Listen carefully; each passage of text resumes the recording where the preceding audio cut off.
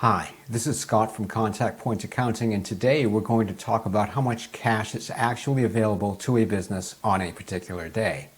Oftentimes, a business owner will get stuck in the pattern of checking their phone or logging into their bank website via their computer to check their bank balance. They are trying to use this method to see how much cash available they have in order to make decisions on the fly. This is not the best practice because, as we know, there are checks out there that have not been cashed and there may be some undeposited funds. So the balance shown on your bank's website is not necessarily correct. The real answer in this situation is to perform a bank reconciliation. And this does not have to be done on the day that the bank issues a statement. It can be done any day of the month. And on the subject of cash for your business, if you missed my first video entitled Profits Do Not Equal Cash, I will leave a link in the description below. Really, you should watch that video first because this video builds upon that one. Now, oftentimes people think a bank reconciliation should be pretty straightforward and easy to do. Just a few clicks of the mouse and you're done. I want to demonstrate why this might not be as straightforward as one would think in some cases. And hopefully, after this, you'll understand some things to look out for when trying to perform a bank reconciliation, depending upon your situation. What I'm talking about specifically is your tech stack. Here is a situation where data from the bank is feeding into the accounting software. And you set this up within the accounting software, and it's a live connection. Okay, so let's go through a bank reconciliation where the bank data is connected to the accounting software through a live feed. And that's the only technology that they have associated with this setup. And I apologize if my screen looks different than yours. Honestly, QuickBooks is constantly changing their layout to improve upon the workflow. And so if you're looking at this video, say a year from now, yours can look different. And also, I'm using the accountant's version. So again, that could be a reason why it looks slightly different. So in this sample company situation, I have the bank statement in front of me, and I'm going to fill in this information. The bank statement shows the ending balance was $17,402.51 as of this date. And we want to check off transactions until the difference shown would be zero. So I'm just going to do the payments first, and I'm going to check them off. And according to the bank statement, there were two things that did not leave the bank account, even though they had occurred several months ago. So there's some kind of a check or something that went out, did not get cashed in this situation and this situation as well. And next I'm going to do the deposits side. And there we go. The difference is zero. That means the books are in balance with the bank statement. And then I would click Finish Now. Here are all transactions that have cleared, as they are checked off in the right column here, except for these two. These two outgoing payments have not cleared the bank yet. And that's important to understand because, as the bank statement shows, the ending balance, according to the bank, was on that particular day, June the 30th, was $17,402.51. The bank register shows, now that it has been reconciled, that there is $14,602.51 available to use as of June 30th, instead of $17,402.51, as shown by the bank statement. Now, I understand you're saying you're using a bank statement. Well, you can reconcile for any day of the month. You can log into your bank account and get their balance, go through the reconciliation process, and then see what your true, correct register balance, or stated another way, what your true cash balance is, the true amount of cash available for the business to use on any day of the month.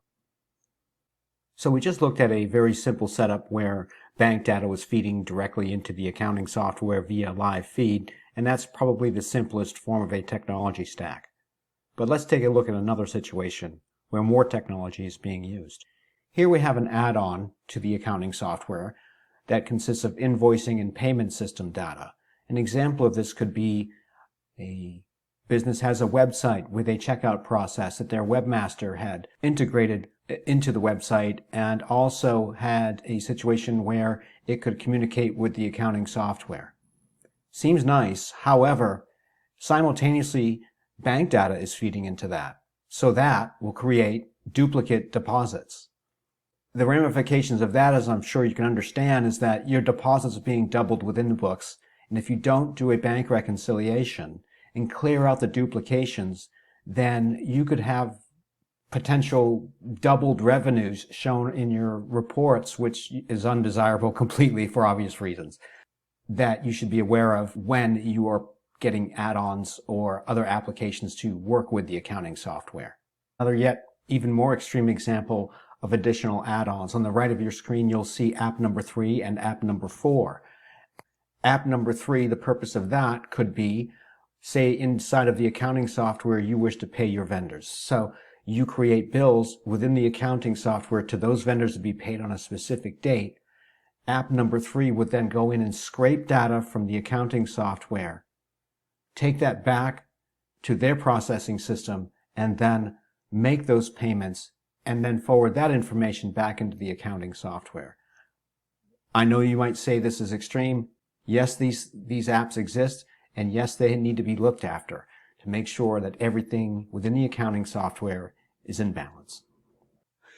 And going back to this more simple example of a tech stack where bank data is feeding directly into the accounting software, well, this situation is not without its faults either.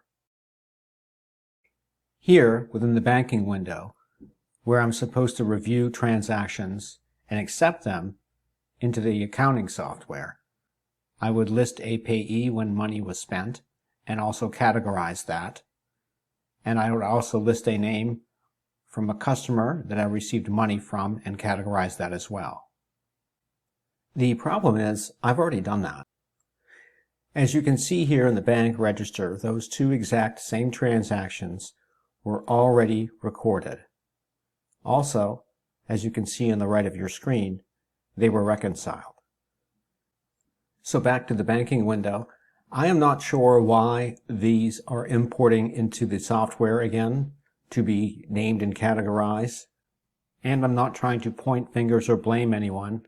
After all, we all know technology is not always perfect.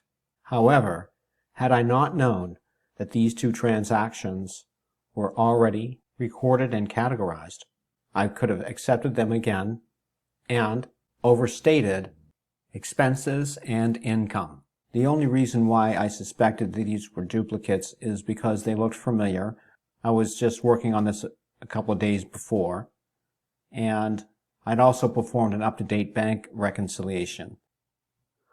Also, I've seen this happen several times before in clients' files in both banking and credit card data feeds. So a close eye needs to be kept on these, and regular bank reconciliations need to be performed. Okay, so I know the purpose of this video was to demonstrate in order for a business to know its true cash position, they need to perform a bank reconciliation. And I know that I went off on a little bit of a tangent there talking about tech stacks, and that I could have just performed or demonstrated a bank reconciliation, and a simple one, and left it at that. However, we live in the real world, and oftentimes business owners like to use these add-ons and applications because they work really well for them. They might have been designed for their particular industry. They also may find them very convenient to use. However, they might not understand the particular effects that they have in their accounting software. And therefore, when they try to perform a bank reconciliation on their own, they may become discouraged. There are many reasons why some businesses are less successful than they hope to be. One of the reasons is due to lack of cash flow, and they don't have a system to forecast cash flow. Or, on a positive note, successful businesses do have systems to manage cash flow and forecast cash flow, and they perform bank reconciliations on a regular basis so that they can be nimble, so that they can make decisions without breaking the bank, and so that they can forecast small problems before they turn into big ones and spot opportunities to take advantage of. Soon I will be making a video walking you through a cash flow projection, scenario analysis, things like that. And thank you very much for watching this video, and I hope that you have gained a few takeaways from this.